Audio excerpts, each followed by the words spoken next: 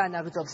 თბილისის ცენტრში საერთო საცხოვრებლის მესამე სართული დაიწვა. ხანძარი თევდორე მღვდლის 13 ნომერში მდებარე საცხოვრებელ შენობას გაუჩნდა. ადგილზე სახანძრო ეკიპაჟებმა რამდენიმე საათის მანძილზე იმუშავეს. რამ გამოიწვია ალება, ამას უკვე გამოძიება დაადგეს, რომელიც უკვე დაიწყო. ასევე ცნობილი ხდება, რომ თბილისის მთავრობა დაზარალებულებს დახმარებას გაუწევს.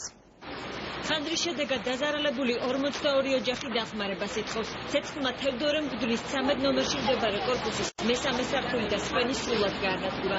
სახლში დევნილები ცხოვრობდნენ. დაზარალებულები ეჭვობენ, რომ ხანძარი ხელოვნურად არის გაჩენილი. 8000 ლარის ის ხონდა, მარტო თხილი მარდეულიდან დასავლეთში მივქონდა. ხო იცი რომ კაპიკებზეა დღეს ხალხი. დასავლეთში მივქონდა, არ ვიცი, მარტო ჩამოგვიგდეს აი ის პატარა მეშოკი. და არ ვიცი, ლობიო ქონდა კიდე. 2-3000 ლარის ლობიო ქონდა და იქ ვეწყო ყველაფერი და არ ვიცი რა მდგომარეობაში მით ვერაფერს ვერ გეტყვი. დღემდე უნდა თოდუას ეს ადგილი.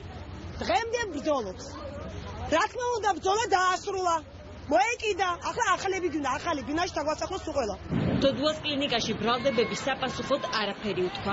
ადმინისტრაცია რაშუაშია, ხანძარი იყო იქ მეცადა. ეს იგი რაღაც კითხვები არსებობს ბრალდებების მის მათი მხრიდან და ჩვენ გვაინტერესებს. ზარალის რაოდენობა ჯერ უცნობია. დევნილთა სამინისტროს ინფორმაციით 30 დევნილ ოჯახს ფაქტი საკუთრებაში ჰქონდათ. მინისტრის მოადგილე დაზარალებულებს დახმარებას დაპირდა.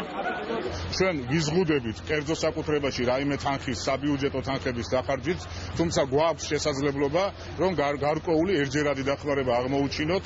ამას სამინისტრო შესაბამისი კომისიის მეშვეობით გადაწყვეტს. დავითვლით ზარალს და მაქსიმალურად ვეცდებით, რაც შეიძლება სწრაფად მოხდეს ამ ადამიანების როგორც მინიმუმ ჯერჯერობით დაბინავება და შემდეგ გამოძიება დადებს ალბათ თავის შედეგებს, საიდან გაჩნდა ხანძარი.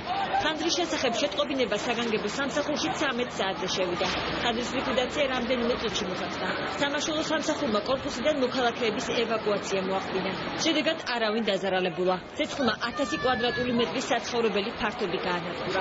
35 საბრძოლო ერთეული იქნა მთლიანობაში ამ ხანძრის სასახლეობას გამოშვებული, აქედან 23 წელი დანარჩენი სპეცტექნიკა.